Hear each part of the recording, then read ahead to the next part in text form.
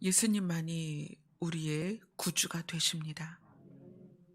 예수님만이 우리를 살리십니다.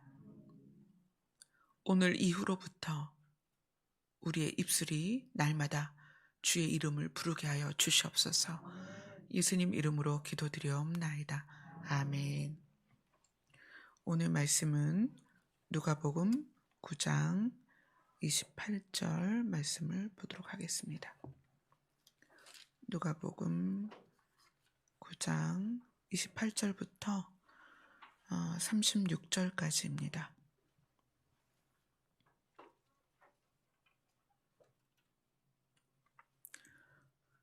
같이 읽겠습니다. 시작. 이 말씀을 하신 후 8일쯤 되어 예수께서 베드로와 요한과 야고보를 데리고 기도하시러 산에 올라가사 기도하실 새에 용모가 변화되고 그 옷이 휘어져 광채가 나더라. 문득 두 사람이 예수와 함께 말하니 이는 모세와 엘리야라. 영광 중에 나타나서 장차 예수께서 예루살렘에서 별세하실 것을 말할세 베드로와 및 함께 있는 자들이 깊이 졸다가 온전히 깨어나 예수의 영광과 및 함께 선 두 사람을 보더니 두 사람이 떠날 때에 베드로가 예수께 여짜오되 주여 우리가 여기 있는 것이 좋사오니 우리가 초막 셋을 짓되 하나는 주를 위하여 하나는 모세를 위하여 하나는 엘리야를 위하여 하사이다 하되 자기가 하는 말을 자기도 알지 못하더라. 이 말할 즈음에 구름이 와서 그들을 덮는지라. 구름 속으로 들어갈 때에 그들이 무서워하더니 구름 속에서 소리가 나서 이르되 이는 나의 아들 곧 택함을 받은 자니 너희는 그의 말을 들으라 하고 소리라 그침에 오직 예수만 보이더라. 제자들이 잠잠하여 그 본 것을 무엇이든지 그때에는 아무에게도 이르지 아니하니라. 아멘. 우리가 이제 수십 년 동안 이 성경을 보아왔고 우리뿐만 아니라 성경이 이렇게 66권으로 만들어진 이후로 지금까지 또 앞으로 계속 예수님이 다시 오실 때까지 성경을 사람들이 나누게 될 것입니다. 근데 성경을 읽고 듣고 배우고 나누는 데 있어서 가장 중요한 것은 개념이에요. 성경이 우리에게 주려고 하는 개념이 무엇이냐. 왜냐하면 이 개념이 우리에게 정확하게 주어지지 않으면 이 성경을 다양한 곳에 사용을 해요. 내가 원하는 목표를 위해서 또는 추구하는 방향을 위해서 어떤 공동체가 이루고자 하는 어떤 목적을 위해서 이 성경을 쓰게 됩니다. 그래서 우리는 성경이 큰 틀이 무엇이고 하나님이 이 성경을 위해서 우리에게 말씀하시고자 하는 것이 무엇인지에 대한 개념을 정확하게 가져야 그 개념을 토대로 해석을 해 나갈 수 있어요. 이단이 왜 이단이 되느냐? 이 성경을 본인이 목적한 바에 적용시키는 도구로서 성경을 쓰고 이단의 도구로서 성경이 쓰일 때에는 이단이 목적으로 하는 이론을 증명하는 어떤 그런 용도로 쓰여요. 그래서 이단들이 왜 이단이냐? 성경을 자기 목적으로 쓰기 때문에 그래요. 성경은 하나님이 쓰신 목적대로 해석돼야 됩니다. 그러면 하나님이 쓰신 목적이 무엇이냐? 이 성경을 이루는 기본 개념이에요. 그래서 우리가 성경을 나눌 때에는 반드시 그 기본 개념을 정확하게 알고 그리고 성경을 그 기본 개념을 시작으로 해석해 나아가야 된다. 오늘 말씀은 28절에서 36절까지를 통해서 성경의 기본 개념을 배워 나가고 그리고 풀어 나가고 알아보게 될 것입니다. 우리가 본 본문 중에 아주 특별한 단어 하나가 있어요. 별세라는 단어가 나옵니다. 이 별세라는 단어는 우리말로 그렇게 표현을 한 거죠. 오늘 이 본문을 나누기 전에 이 부분도 한번 알아봐야 될 것 같아요. 성경이 쓰여질 때에는 제자들이 어, 하나님의 성령의 감동으로 그 시대의 언어로, 또 제자들만 쓴 게 아니죠. 모세를 비롯해서 성경의 저자들이 쭉 있는데 그 시대의 문화와 그 시대의 언어로 성경이 쓰여졌습니다. 수천 년 동안 쓰여진 성경이 묶어져서 66권으로 함축되어서 우리에게 주어졌을 때 이것이 영어로도 해석이 되고 중국어로도 해석이 되고 한국말로도 해석이 되고 이런 과정들이 있어요. 그래서 이 과정들 가운데 오역이 있을 수도 있고 초점이 좀 흐려지는 부분도 있습니다. 그러나 여러분 명심하셔야 될 것은 하나님이 한국어로 된 우리 성경을 주셨을 때 이것만으로도 구원은 충분합니다. 그런데 일부에서 원어로 해석해야만 된다. 원어 성경을 봐야만 한다. 이렇게 해서 우리말로 해석된 이 성경 자체를 무시하고 우리말로 된 성경을 읽는 것을 폄하하고 우리말로 된 성경 읽는 것에 대하여 이것이 구원과 굉장히 다른 길로 갈 것처럼 걱정하는 분들이 있어요. 아마존 밀림에서 오직 예수 이름만 들은 사람들도 구원을 받습니다. 원초적인 복음으로도 구원을 받습니다. 왜냐하면 성경의 기본은 예수 그리스도의 이름으로 구원받는다. 이렇기 때문에 그래요. 다양한 부분에서 오류가 있을 수도 있고 미흡하게 해석이 됐을 수도 있습니다. 그러나 성경은 우리를 구원하기에 조금도 부족함이 없습니다. 그래서 여러분이 한글로 된 성경을 읽는 데 있어서 찝찝하다. 원어로 읽어야 되는데 헬라어로 공부해야 되는데 히브리어로 해야 되는데 NIV 그 성경 아니면 안 되는데 이런 개념을 벗어버리세요. 하나님의 능력은 작은 자에서 큰 자까지, 어린 자에서 성숙한 자까지, 아마존 밀림에서 도시에 이르기까지 땅끝까지 이르러 구원하시기에 충분하십니다. 아멘. 그래서 오늘 이제 이 성경을 볼 때에 이 단어가 굉장히 중요하다는 거예요. 별세라는 이 단어가 우리말로 해석하는 과정에서 아주 특별한 단어를 쓴 거예요. 별세라는 단어를. 죽는다, 죽음. 예수님도 자기의 죽음에 대해서 계속 이야기를 하셨는데 이 성경을 해석하고 번역하는 과정에서 별세라는 단어를 왜 넣었을까? 그래서 이 별세라는 단어를 이해하기 위해서 이제 성경의 맥을 짚어가도록 하겠습니다. 창세기로 가봅시다.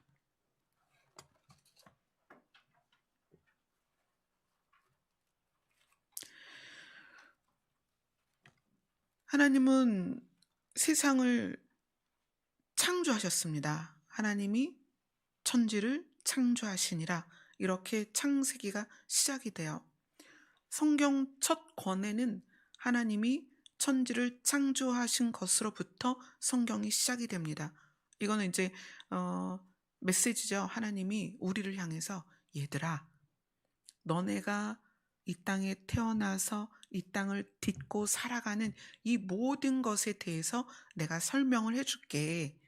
이 모든 시작은 나로부터 되었다. 그래서 이 창세기, 제네시스라는 말로 하나님께서는 우리를 이제 알려주시는 거예요. 너희들이 딛고 있는 이 땅은 내가 너희를 살게 하기 위해서 지어놓은 곳이야. 하나님은 사람을 창조하시되 어디에 근거를 두셨냐면 땅에 근거를 두셨습니다. 왜 땅을 근거로 두셨느냐? 완전한 분은 하나님밖에 없어요. 신만 완전합니다. 신으로부터 창조된 것은 불완전해요. 그러니까 우리도 신의 형상을 따라 창조되긴 했지만 우리도 불완전합니다. 그래서 불완전한 존재가 어딘가에 근거를 두고 무언가의 도움을 받아야 되는데 그게 어디냐면 땅이에요. 하나님이 천지를 창조하시고 그 위에 사람이 의지하여 살아갈 만한, 사람이 도움을 받을 만한 모든 것들을 이루시고 그 다음에 사람을 만들어서 그 자리에 세워 놓으셨습니다. 그런데 아담으로부터 죄가 시작이 되고 사망이 들어오고 그 완벽한 땅에서 저주받은 땅으로 쫓겨나죠. 그래서 이 세상에서의 삶이 시작이 돼요. 근데 아담이 930년을 사는 동안에 아담이 자기 기억에 있는 에덴에 대해서 얼마나 자손들에게 이야기를 해줬겠어요. 야, 내가 눈을 떴을 때 이랬단다. 그리고 아담이 낳은 자녀들을, 그 탯줄이 이어져서 태어난 자녀들을 보면서 얼마나 신기했겠어요. 자기는 그런 과정이 없었잖아요. 기어다니고 걸어다니고 뛰게 되고 말을 배우고 그 행동을 하는 그 자녀들을 보면서 얼마나 신기했겠어요. 자기에게는 그 과거가 없잖아요. 그 자녀들에게 무엇을 가르쳤을까? 하나님과 에덴을 가르치지 않았을까? 그곳에서의 누림, 그곳에서의 영광, 그곳에서의 안식, 그곳에서의 평안함. 그렇지만 사람들은 불완전한 존재여서 저주받은 땅에서의 살면서 그들에게는 급속히 사망의 속성들, 어둠의 속성들이 깊이 관여합니다. 그래서 이 땅의 사람들은 죄가, 이 성경이 말하기를 죄가 이 땅에 관영했다. 차고 넘쳤다. 너무너무 가득했다. 그래서 이 창세기라는 이 말이 우리에게 주어지고 얼마 안 있어서 무슨 말이 이 창세기 안에 들어오기 시작했냐면 심판이란 단어가 들어와요. 이 심판은 죄로 인하여 나온 결과이지만 결국 사람이 앞당긴 거예요. 이 심판을. 죄가 가득하면서. 그래서 창세기라는 이 세상을 창조하는 이야기가 무엇과 너무 빨리 만나냐면 심판과 너무 빨리 만나요. 하나님도 그 부분이 얼마나 마음이 아프셨겠어요. 그래서 하나님은 그 심판과 더불어서 다시 한번 세상을 열어가는 시작을 꿈꾸시죠. 그래서 에덴처럼 독립된 공간에, 에덴도 독립된 공간이죠. 독립된 공간에 죄와 상관이 없는 사람들을 채워 넣고 그 다음에 하나님께서 보시기에 좋았던 모든 동물들을 그 안에 다 넣었습니다. 그 독립된 공간이, 분리된 공간이 어디예요? 방주였죠. 그렇게 해서 노아의 방주가 심판을 이깁니다. 심판을 이기고 노아의 방주에서 나온 그 8사람이 다시 인류의 시작이 돼요. 근데 인류의 시작이 되면서 그들이 경험한, 그러니까 아담의 후손들이 노아 전까지 배웠던 것은 에덴에 대한 거였는데 노아의 후손들은 노아로부터 들은 것이 뭐였냐면 심판에 대한 거였어요. 그렇죠? 아담의 후손들은 아담으로부터 에덴의 소식을 들었지만 노아의 후손들은 노아로부터 심판을 들었단 말이에요. 에덴의 소식을 들었던 그들도 죄가 관영한데 심판의 소식을 들은 자들은, 심판의 경고를 들은 자들은 죄와 멀었을까? 근데 안타깝게 그렇지는 않았어요. 심판을 경험한 세대부터 다시 죄 가운데 빠져들어가고 그들은 오히려 어떻게 하냐면 밥의 탑을 쌓아서 하나님과 맞짱을 뜨는 거예요. 당신이 우리를 심판해서 우리가 이렇게 됐지만 봐라, 우리는 뭉쳐서 더 힘이 강해져서 당신의 심판을 이길 것이다. 그러면서 밥의 탑을 쌓습니다. 죄와 어둠의 속성은 빛을 거부하는 거예요. 죄와 사망과 어둠의 속성은 하나님을 싫어합니다. 사람 안에서 그러한 모습들이 계속 나타나요. 그래서 하나님은 노아의 후손 중에서 노아의 세 아들 셈, 함, 야벳 중에 셈의 후손 중에서 아브라함을 부르십니다. 자, 창세기 12장으로 갑니다.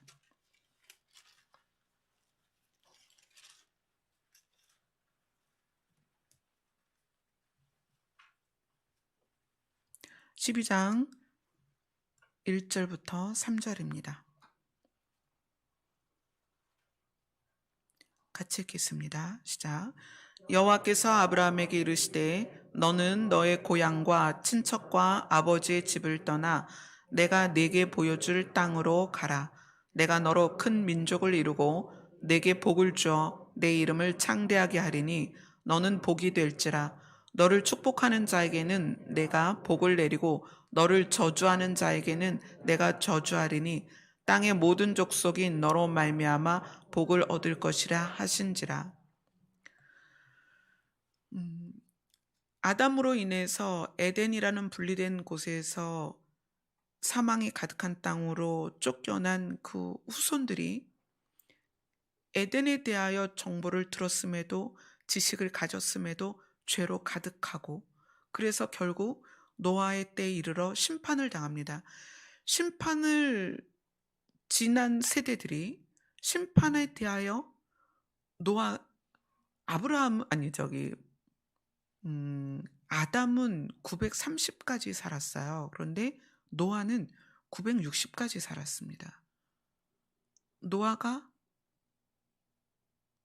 아담보다 더 많이 살았어요.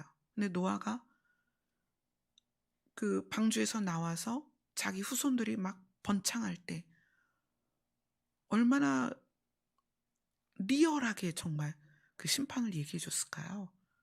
방주를 짓던 것부터 비가 내리고 홍수가 나고 방주에서 나왔을 때 그 세상의 모습 얼마나 리얼하게 얘기를 해줬을까요? 그러나 사람들은 심판에 대한 그 과정을 지났음에도 불구하고 죄를 지어갑니다. 그래서 하나님은 그 후손들 가운데에서 아브라함을 선택해요. 그리고 땅에 대한 개념을 이제 주기 시작합니다.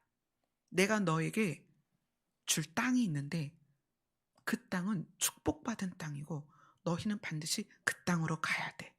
그래서 아브라함은 그 말씀을 듣고 실행을 합니다. 아브라함이 자기의 가족들뿐만 아니라 조카 롯을 데리고 소유와 친척들을 데리고 쭉 출발을 해서 창세기 12장 5절을 같이 읽겠습니다. 시작. 아브라함이 그의 아내 사레와 조카 롯과 하란에서 모은 모든 소유와 얻은 사람들을 이끌고 가나안 땅으로 가려고 떠나서 마침내 가나안 땅에 들어갔더라. 그래서 아브라함은 가나안 땅에 도착해서 그 땅에서 이제 제단을 쌓고 여호와의 이름을 부릅니다. 그것이 7절, 8절에 나옵니다. 같이 읽겠습니다. 시작. 여호와께서 아브라함에게 나타나 이르시되 내가 이 땅을 내 자손에게 주리라 하신지라. 자기에게 나타나신 여호와께 그가 그곳에서 제단을 쌓고 거기서 베델 동쪽 산으로 옮겨 장막을 치니 서쪽은 베델이요 동쪽은 아이라. 그가 그곳에서 여호와께 제단을 쌓고 여호와의 이름을 부르더니. 자, 아브라함이 하나님께서 명령하신 가나안 땅으로 들어갔습니다. 그리고 하나님을 만났고 거기서 제단을 쌓아요. 그런데 이제 그곳에서 무슨 일이 생기냐면 그 땅에 기근이 들어서 곡식을 얻을 수가 없는 거예요. 그러니까 가족들은 많고 먹고 살아야 되잖아요. 그래서 아브라함이 점점 남방으로 옮겨갑니다. 그러다가 어디까지 갔냐면 12장 10절입니다. 같이 읽습니다. 시작. 그 땅에 기근이 들었으므로 아브라함이 애굽에 거류하려고 그리로 내려갔으니 이는 그 땅에 기근이 심하였음이라. 애굽이라는 땅으로 들어갑니다. 왜냐하면 가나안의 기근이 심했기 때문에. 자, 원칙적으로 믿음의 조상 아브라함이라면 뭐에 대하여 기억을 해야 되냐면 하나님의 약속을 기억했어야 돼요. 가나안에서 어떻게 너로 큰 민족을 이루고 내게 복을 줄 것이고 너는 창대할 것이다. 이렇게 하나님이 약속을 주셨잖아요. 그런데 막상 가나안 땅에 들어왔는데 그곳에서 기근이 시작되니까 아브라함이 약속에 머무른 게 아니라 점점점 어디를 향해 갔냐면 애굽을 향해 갔어요. 왜냐하면 기근이 조금 덜하고 곡식이 많고 풍요로운 곳을 보고 가기 시작했다는 거예요. 그래서 그렇게 표현해요. 점점 남방으로 옮겨갔더라. 그래서 어디까지 갔다? 애굽까지 갔다. 하나님이 약속하신 곳은 가나안이었습니다. 그런데 어려움이 닥치니까 믿음의 조상인 아브라함조차도 어떻게 먹을 걸 찾아서 애굽으로 내려가요. 점점점.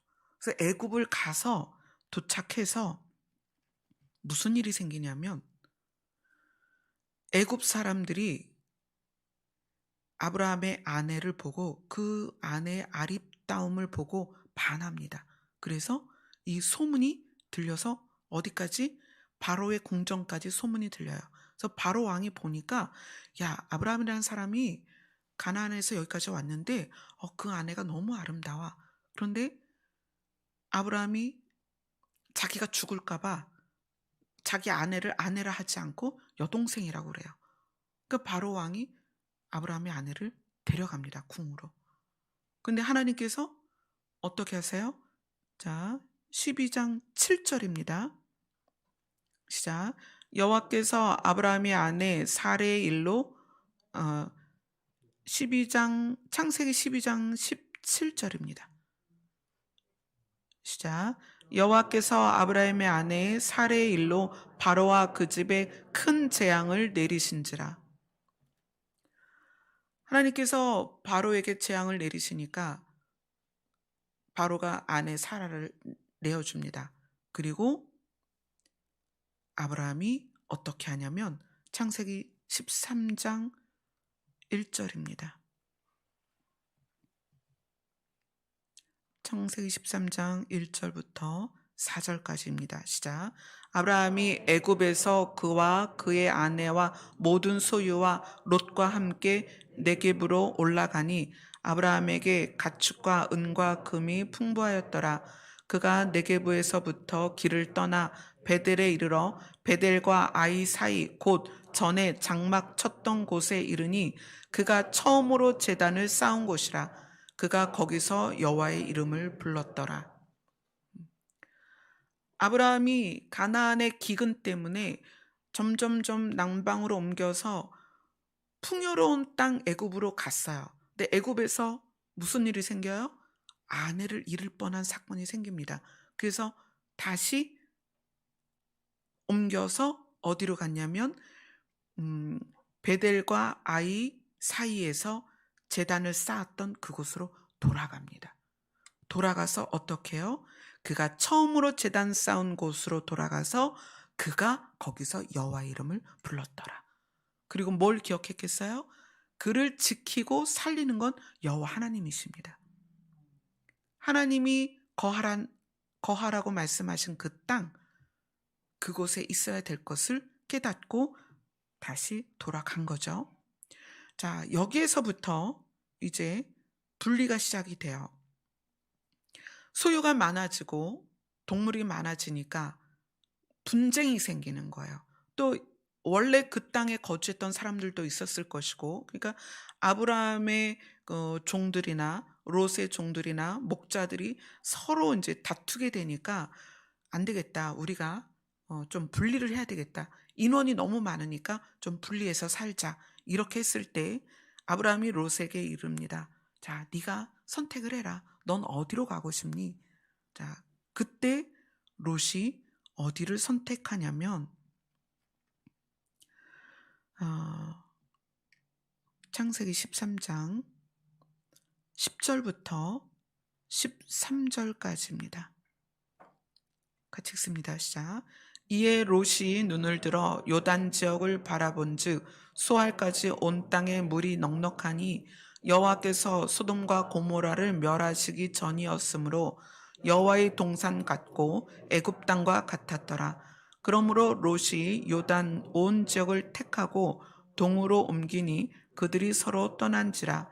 아브라함은 가나안 땅에 거주하였고 롯은 그 지역의 도시들에 머무르며 그 장막을 옮겨 소돔까지 이르렀더라. 소돔 사람은 여호와 앞에 악하며 큰 죄인이었더라. 아브라함이 애굽에 갔다가 큰일 날 뻔했죠. 아내를 잃을 뻔했어요. 그래서 다시 돌아왔습니다. 돌아와서 자꾸 사람들이 늘어나고 소유가 많아지고 도저히 이제 함께 할 수 없는 분가를 해야 되는 시점에 와서 롯에게 선택하라고 했을 때 롯은 무엇을 기억했냐면 애굽에서의 풍요를 기억해요. 가나안 땅의 기근이 아니라 애굽의 풍요를 기억합니다. 그래서 어떻게 했냐면 롯은 눈을 들어 점점점 그 소돔까지 이르러서 소돔에 들어가는데 그가 눈으로 본 것에 대해서 이렇게 설명해요. 여호와의 동산 같고 애굽 땅과 같았더라. 그 처음 요단 지역을 바라볼 때, 그러니까 요단 지역을 바라볼 때 그 롯의 마음은 애굽같이 풍요로운 곳이었으면 좋겠다라는 시각으로 보았는데 요단이 그런 곳이었던 거예요. 땅에 물이 넉넉하니까 그곳이 여호와의 동산 같고 하나님의 물된 동산 같고 애굽 땅과 같았더라. 이것은 이 부분만 보면 어떤 느낌이 드냐면 에덴에서 아담이 선악과를 볼 때 느낌이었어요. 사단이 선악과를 소개할 때 뭐라고 했냐면 너 이거 먹으면 하나님처럼 될 수 있어. 그 하나님처럼 될 수 있다라는 마음을 가지고 선악과를 봤을 때 선악과가 아담에게 준 느낌이 뭐였어요? 보암직하고 먹음직하고 지혜롭게 할 만큼 탐스러웠다는 거예요. 그래서 그걸 취해서 먹었죠. 롯이 요단 지역을 바라봤을 때 그 요단 지역이 여호와의 동산 같고 애굽 땅 같았다. 그래서 거기를 선택했는데 거기를 선택해서 점점점 이동해서 그 마음이 추구하는 대로 어디까지 갔냐면 소돔까지 갔다. 근데 그 소돔 성은 굉장히 부유하고 문화가 가득하고 그리고 경제가 활발한 곳이었단 말이에요.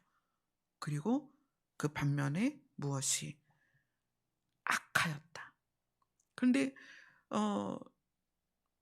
롯의 입장에서 악함에 대한 경계보다는 부요에 대한 추구가 더 컸다는 거예요. 그래서 결국 소돔 성으로 들어가 버렸죠. 12절에서 아브라함은 이렇게 표현됩니다. 가나안 땅에 거주하였고. 왜 가나안 땅에 거주했겠어요? 아브라함은 하나님의 약속을 기억한 거예요. 가나안 땅에 기근이 있을지라도 나는 여기를 떠나지 않고 이곳에 있을 거야. 왜냐하면 하나님이 이곳에 대한 약속을 나에게 주셨으니까. 그래서 아브라함은 가나안 땅에 거주하고 롯은 애굽과 같은 풍요를 추구하다가 어디까지 가요? 소돔까지 갑니다.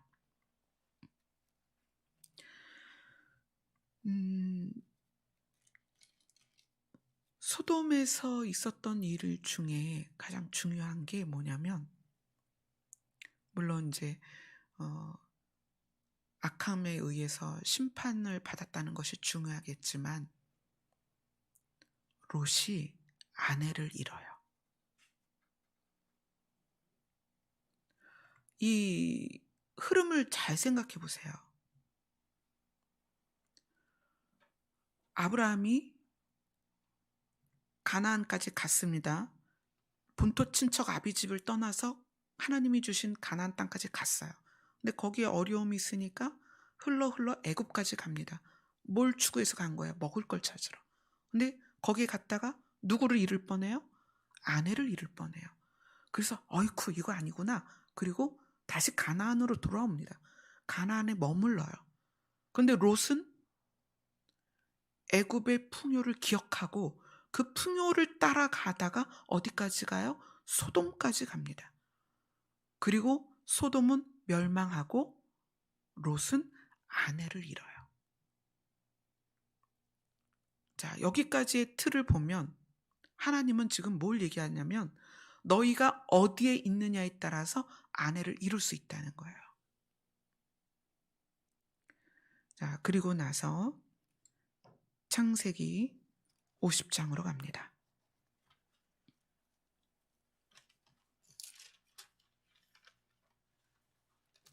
창세기 50장. 세상을 이루어내시고 만들어내신 하나님의 스토리를 창세기에 담았는데 창세기를 어떻게 마무리하느냐. 창세기의 마무리를 보겠습니다. 창세기 50장 24절 25절입니다. 같이 읽겠습니다. 시작. 요셉이 그의 형제들에게 이르되 나는 죽을 것이나 하나님이 당신들을 돌보시고 당신들을 이 땅에서 인도하여 내사 아브라함과 이삭과 야곱에게 맹세하신 땅에 이르게 하시리라 하고 요셉이 또 이스라엘 자손에게 맹세시켜 이르기를 하나님이 반드시 당신들을 돌보시리니 당신들은 여기서 내 해골을 메고 올라가겠다 하라 하였더라.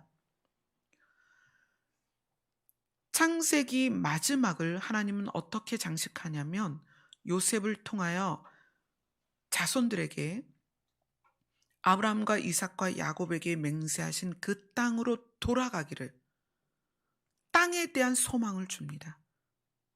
목표를 주는 거예요. 너희가 지금 이 애굽 땅에서 이 풍요로운 땅에서 너희들이 살고 있지만 너희들은 반드시 가야 한다. 어디로? 하나님이 주시겠다고 한 땅으로 가야 된다. 이 창세기의 시작을 하나님이 구별하신 땅에서 시작해서 하나님이 구별하신 땅으로 사람들을 보내려 하는 하나님의 마음으로 마무리를 해요. 그리고 그 다음 책이 출애굽입니다. 이 출애굽이라는 단어가 엑소더스죠. 엑소더스. 근데 오늘 우리가 함께 읽은 본문에서 나온 별세, 이것이 엑소더스입니다. 모세로부터 이 출애굽기, 레위기, 민수기, 신명기를 통하여서 여호수아까지 이르러 하나님이 얼마나 간절히 애굽에서 그들을 가나안으로 인도하고 싶으셨는지 그 모든 과정을 모세를 통하여 기록하게 하십니다. 왜 이토록 하나님은 우리를 떠나는 것에 대하여 소망을 갖도록 하시는가? 이스라엘이 애굽에서 큰 민족을 이루어서 그곳에서 정착하고 그곳에서 뿌리를 내리는 게 아니라 하나님은 그들을 떠나게 하십니다. 아브라함에게 미리 말씀하셨어요. 4대 후에 이곳으로 돌아올 거다.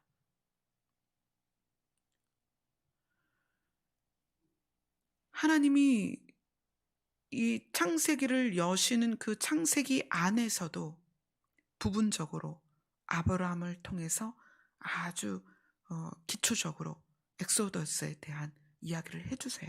그리고 그 다음에 모세를 통하여 민족적인 대이동을 보이십니다. 너희는 반드시 내가 명령한 그 땅으로 가야 된다. 그곳에서 살 수 있다. 애굽은 너희의 살 곳이 아니고 너희가 종노릇 하는 곳이다. 이것은 우리의 인생에 빗대어서 그대로 지금도 현재 진행형입니다. 우리가 이 땅에 있는 동안은 종노릇을 합니다. 두려움, 욕심, 내가 추구하는 세상의 것에 의하여 종노릇하는 곳이에요. 하나님은 우리를 이곳에서 그렇게 살기를 원하지 않으십니다. 그래서 성경의 마지막을 어떻게 말씀하세요? 계시록으로 갑니다. 요한계시록 마지막 장으로 갑니다. 요한계시록 22장이 마지막 장인데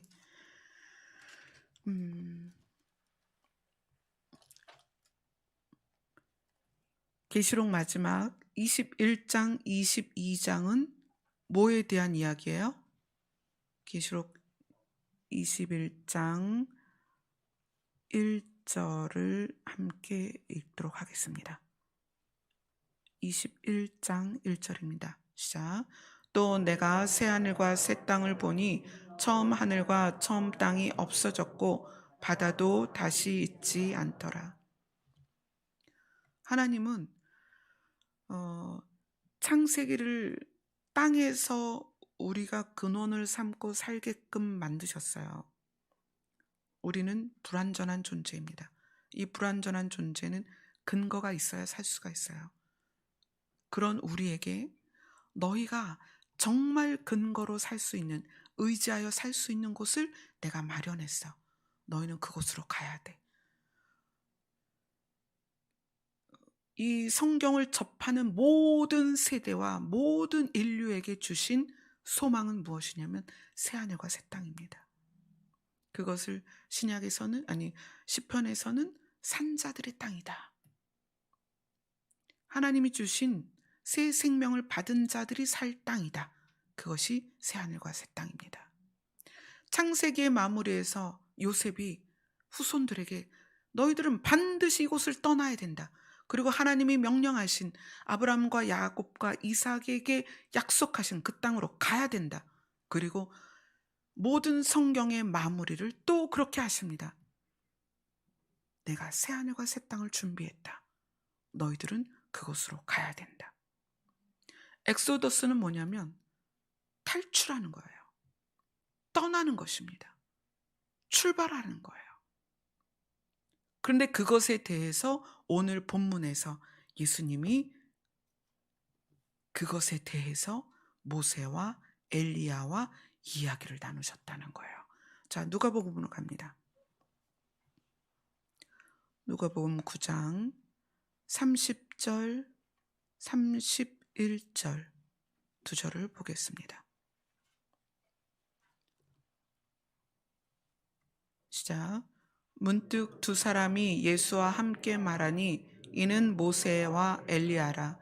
영광 중에 나타나서 장차 예수께서 예루살렘에서 별세하실 것을 말할세. 이 별세라는 단어가 헬라어로는 엑소더스입니다. 그리고 히브리어로는 예츠아라는 단어인데 이 예츠아는 어디에서 나오냐면 출애굽 20장을 볼게요. 출애굽기 20장.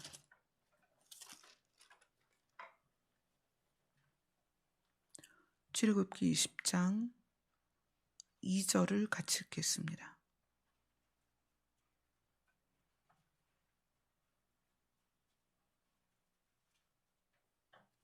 같이 읽겠습니다. 시작.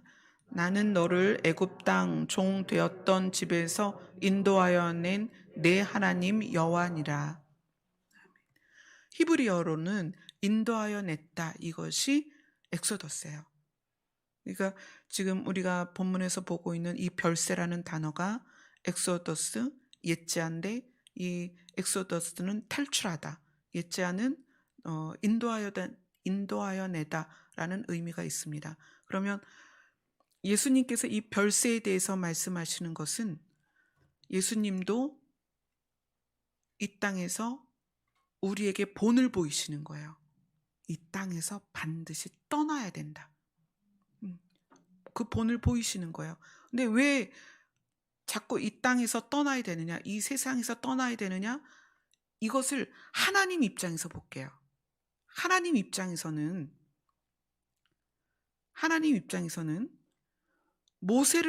아브라함을 통해서 그 예를 보여주셨어요.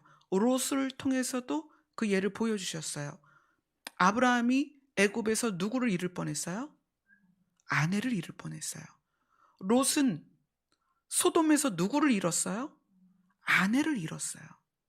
하나님은 우리가 세상에 그대로 정착해서 세상을 추구하고 세상을 목적으로 살면 잃는다는 걸 너무나 잘 아세요. 그래서 우리를 잃지 않기 위해서 하나님 자신이, 아브라함이 믿음의 조상입니다. 아브라함이 자기 아내를 잃을 뻔한 애굽에서 어떻게 해요? 나오죠. 나와서 어디에 기거합니까? 가나안에서 계속 기거를 해요.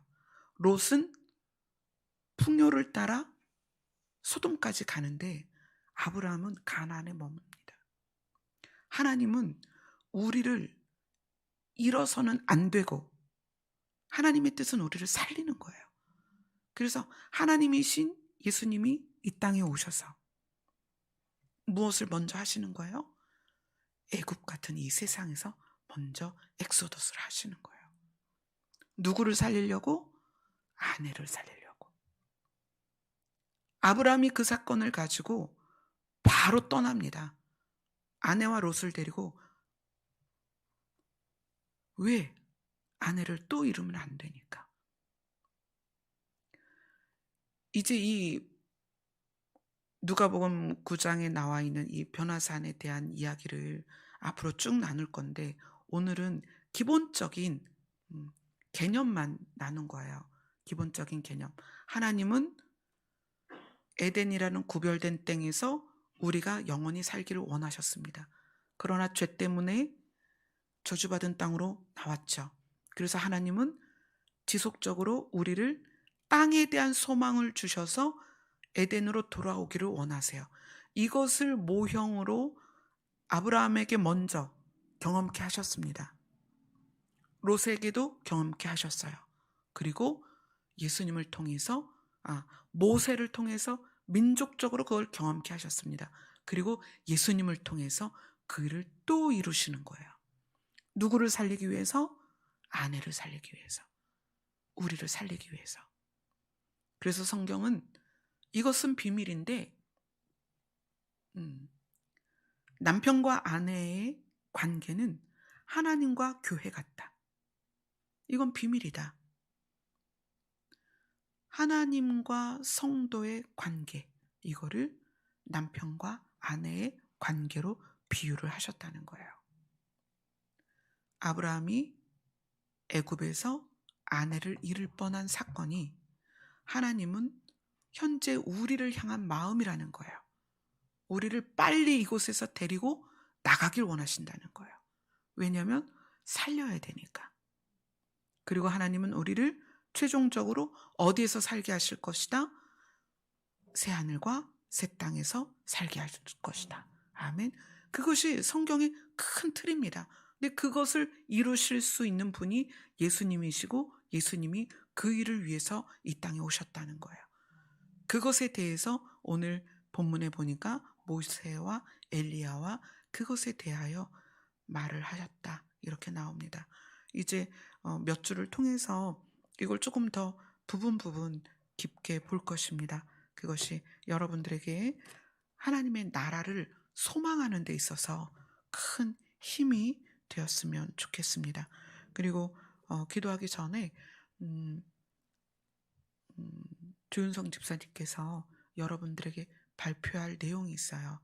이 내용이 여러분 지금 같이 방송으로 말씀을 듣고 나누는 우리 산마 성도들과 우리 교회 성도들에게 꼭 필요한 내용이기 때문에 이 시간에 함께 나누도록 하겠습니다.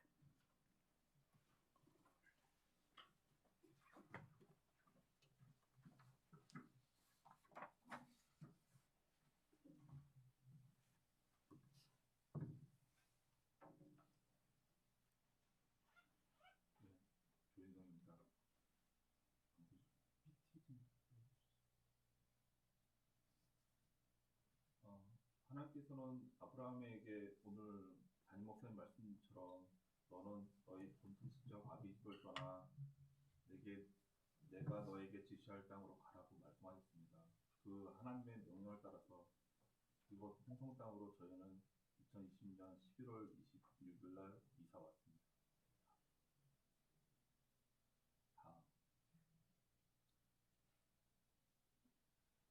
우리는 하나님의 명령에 순종하여 무려 2시간이 걸리는 152km의 거리를 달려서 이곳 홍성 땅에 이르렀고 벌써 5개월이 훌쩍 지나갔습니다. 예. 우리는 하나님의 명령에 순종하여 무려 2시간이 걸리는 150km의 거리를 달려서 이곳 홍성 땅에 이르렀고 벌써 5개월이 훌쩍 지나갔습니다.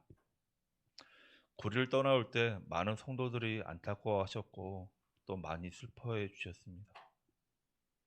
홍성에 왔을 때는 또 지역사회에서 많은 교회에서 저분들이 왜 구리를 버리고 이 홍성 땅으로 왔을까 하는 이상한 눈빛으로 쳐다보신 분들이 많았습니다. 하나님은 내가 너희에게 땅을 주겠노라 담임 목사님 말씀하셨고 저희는 그 땅을 받기 위해서 이 홍성 땅으로 왔습니다.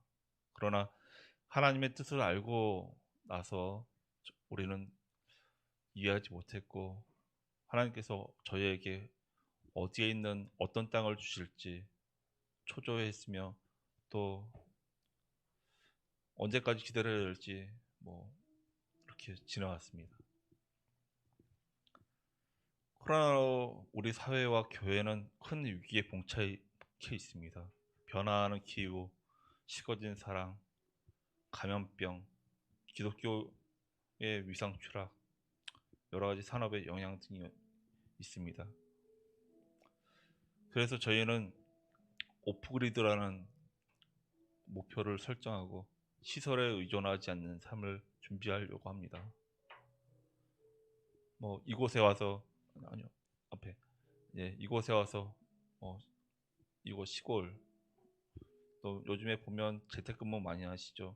홈스쿨, 자급자족 이런 얘기도 많이 나오고 이런 것을 위해서 또 앞으로의 닥쳐올 위기를 위해서 저희는 식량 비축과 그 유전자 변형이 안 된 그런 씨앗을 모으고 또 비상약품, 고용품을 준비하려고 합니다. 그것을 저희가 농사와 재배, 또 홈가드닝을 통해서 준비하려고 합니다. 저희 홍성에 온 지 저희가 이제 5개월 됐는데 4개월 차에 하나님께서는 저에게 첫 번째로 세평남짓의 텃밭을 주셨습니다. 그리고 저희를 훈련시키셨습니다. 저희가 저 역시 20년 이상 기자 생활을 하면서 사회에서 살다 보니 농사는 전혀 초보입니다. 아직도 배울 것이 많고 그런 저희에게 하나님께서는 한국 토종시합박물관이라고 예산에 있는 그런 곳으로 저희 인도해 주셨습니다. 하나님께서는 이곳에서 우리의 아이들 먼저 배우게 하셨고요. 토종 콩씨앗을 파종하거나 잎채소 모종 식재를 하거나 열매식물 모종 식재를 하면서 또 외부의 전문가를 통해서 기초적인 토양 정보까지 소양을 습득했습니다. 근데 그 세평 남짓을 통해서 저희 아이들한테 가르치셨던 하나님께서 이제 성도들의 교육을 위해서 5평에 또 조금 넉넉한 텃밭을 주셨습니다. 여기 교회에서 차로는 한 2-3분 거리에 있는 텃밭인데요. 여기 내포 신도시에서 운영하는 텃밭을 저희에게 5평을 배정해 주셨습니다. 이곳에 지금까지 5가정이 홍성으로 이주해 와 있는데 5가정에게 올해 좀 풍족한 채소를 주실 것으로 기대합니다. 그러던 중에 하나님께서는 저에게 이 홍성의 남쪽에 있는 광천이라는 곳에 새우젓으로 유명한 그 광천이라는 곳에 또 490평의 땅을 허락하셨습니다. 정말 예상치도 못한 사건일 수 있습니다. 교회가 위치한 내포 신도시에서 자동차로 30여 분 거리에 있는 광천면에 490평이라는 땅을 맹질 줄 알았는데 어느 정도 또 농사를 준비할 수 있는 땅을 허락해 주셨습니다. 사진에 보시듯이 저 490평이 준비되어 있고요. 원래는 그 토지주께서 저희한테 주신 것은 700평이지만 이미 그 토지주한테 허락을 득해서 한 290여 평을 농사짓고 있는 분이 도라지와 그다음에 더덕 등을 심고 계셔서 저희가 490여 평을 활용해서 이제 농사를 지어 보려고 합니다. 저희는 초보 농업인을 위한 실습의 장을 마련하려고 합니다. 귀농을 준비하거나 미래의 위험을 대비하기 위한 실습의 장을 제공하고자 합니다. 아울러서 저희 열린하늘문 교회뿐만 아니라 산마교회 성도님들께 이 먹거리를 같이 나누는 나눔의 장이 되도록 할 것입니다. 저희가 저희 5 가정만으로는 490평, 더 나아가서 향후에 또 취득하게 될 땅을 경작하기에는 무리라고 봤습니다. 그래서 우리 산마교회 성도님들과 기존에 우리 열린하늘문 교회 성도님들께 도움을 요청드립니다. 산마 영농조합을 설립해서 저희가 많은 경작지를 확보해서 또 농사를 지어보자 합니다. 산마라는 뜻은 에스겔서의 마지막 절에 나와 있죠. 그 사방의 합계는 18,000척이라 그날 후로는 그 성읍의 이름을 여호와 산마라 하리라. 하나님께서 저희와 함께 계시고 거기에 계시다는 뜻으로 저희가 산마로 정했고요. 산마 영농조합은 협력하여 선을 이루어 앞으로 닥쳐올 위기에 대비하는 공동체로 만들어 갈 것입니다. 참여 방법으로는 조합원과 준조합원이 있는데요. 조합원은 직접 농사를 영위하는 조합원으로 의결권을 가질 수 있고요. 직접 농사를 통해서나 조합에서 판매, 대행 등 통해 거둔 이익의 배당을 받을 수 있습니다. 준조합원은 직접 농사를 짓지 않고 의결권이 없습니다. 직접 농사에 참여할 수 있고 직접 농사에는 참여할 수 있으나 배당은 받을 수 없고요. 구매는 할 수 있는 정도입니다. 저희가 그 조합을 준비하다가 보니까 그 정부 고시에 나와 있는 내용을 저희가 토대로 작성했고요. 첫 번째 보시면 1,000제곱미터 이상의 농지를 경영 또는 경작하는 자나 농업 경영을 통한 농산물의 연간 판매액이 120만 원 이상인 자 또는 1년 중 90일 이상 농업에 종사하는 자가 조합원의 자격이 되겠습니다. 보시면 아시겠지만 1년 중 90일 이상 농업에 종사하는 자라고 명시되어 있는데요. 농업 경작을 할 수 없는 12월이나 1월, 2월, 3월까지 4개월 빼면 1년 중에 90일 이상 그 농사를 지을 수 있는 그 기간은 한정적입니다. 그 기간 동안에 저희가 어떤 하우스 시설을 만들지 않고 그냥 노지에서 농사를 지을 수 있는 기간은 불과 8개월밖에 없습니다. 그 기간 동안에 같이 하실 수 있는 분을 저희가 찾고 있고요. 또 성년으로서 본 조합법인의 설립 취지에 찬동하는 분, 또 현금으로는 50만 원, 그다음에 농지나 농기계 가축, 기타 현물을 1,000만 원 이상으로 제공하신 분, 이렇게 금액적으로는 정했고요. 그다음에 그 무엇보다도 본 조합원이 될 수 있는 자격은 대한예수교 장로회 열린 하늘문 교회에서 1년 이상 출석한 성도로 제한하고요. 2년 미만의 출석 성도는 1년 미만 출석 성도는 조합 통회를 통해 자격을 심의한 후 만장일치로 자격 취득을 결정하겠습니다. 또 만약 그 자격 취득 조건이 안 되더라도 담임 목사님의 추천으로 또 저희가 그 조합원이 될 수 있는 자격을 부여하겠습니다. 다음, 준조합원은 본 조합법인에 생산 자재를 공급하거나 생산 기술을 제공하는 분, 또 본 조합법인에 농지를 임대하거나 농지의 경영을 위탁하는 분, 본 조합법인이 생산한 농산물을 구입, 유통, 가공 또는 수출하는 분, 그밖에 농업인이 아닌 분으로서 영농조합법인의 사업에 참여하기 위해 영농법인에 출자하는 분입니다. 단 준조합원의 출자는 매 회계연도마다 5만 원으로 정했습니다.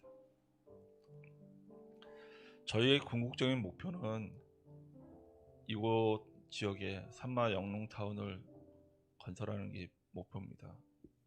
목사님도 오늘 설교에서 말씀하셨지만 향후에 저희가 이 코로나19보다 더 심한 감염병이 발생하거나 어떤 위기가 닥쳐있을 때 우리 교인들이, 우리 성도님들이 한 곳에 모여서 그 가나안 땅처럼 활용할 수 있는 땅을 만드는 게 저희 목표고요. 그래서 저희 5가정이 구리에서, 동탄에서, 수원에서 이미 이사와 있고요. 이 지역을 놓고 기도하고 있고 준비하고 있습니다.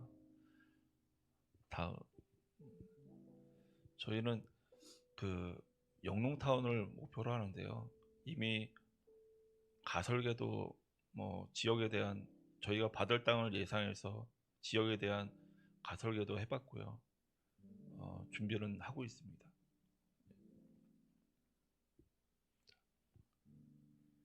저희 영농타운은 지금 저희 성도들이 연령이 어린 친구들이 없고 다 어느 정도 중장년층이기 때문에 농사와 또 주거를 복합한, 또 저희가 이곳에 오면서 두 분의 성도님께서 요양보호사 자격증을 따시고 그것을 위해 준비하고 계십니다. 또 그러다 보니까 저희가 영농타운 안에 그 요양시설을 같이 겸한 그런 내용으로 준비하고 있습니다. 저희가 준비하는 과정에서 지금 많은 시행착오도 있을 것이고 준비할 하는 과정이 땅이 주어진 시간이 그렇게 많지 않았습니다. 불과 지금 3주 만에 3평, 5평, 490평 하나님께서 조만간에 또 어느 곳에 또 어느 규모의 땅을 주실 정말 예상하지 못하고 있습니다. 이 땅을 경작하기 위해서 저희 5가정이 일단 준비를 하고 더 많은 분들이 참여하실 것을 기대하면서 주님께서 명령하신 것을 저희가 준비하도록 하겠습니다. 감사합니다.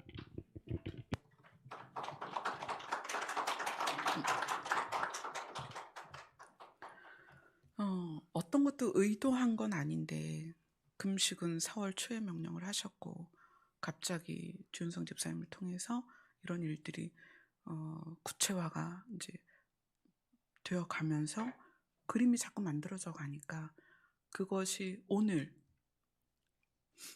금식과 함께 이런 발표까지 나오는 것이 우연은 아닌 것 같아요. 그래서 하나님께서 앞으로 어떻게 진행을 해가실지는 모르겠습니다.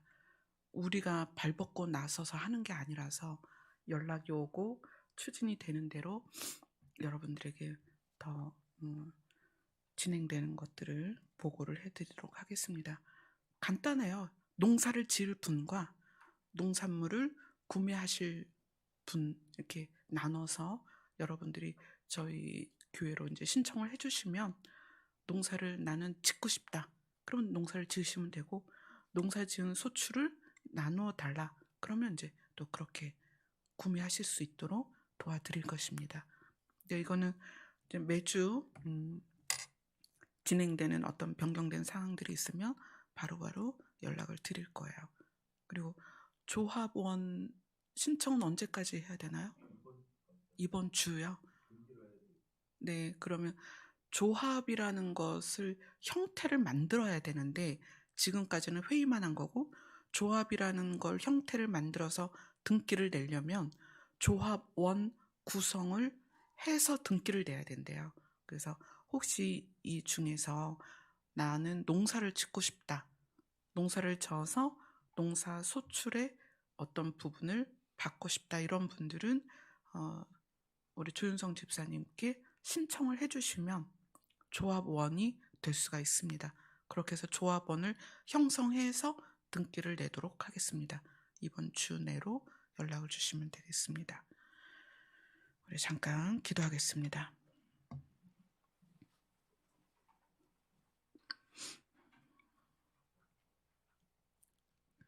아브라함이 가야 할 곳을 마땅히 알지 못하면서도 하나님의 명령을 따라 출발했던 것처럼 우리의 삶은 내일 일도 모르고 일주일 후도 모르고 1년 후도 모르고 오직 주님만 바라보고 나아갑니다. 우리의 삶을, 과정을 인도하여 주시되 궁극적으로 하나님의 나라 새하늘과 새 땅까지 이루도록 인도하여 주시옵소서. 예수님 이름으로 기도드리옵나이다. 아멘.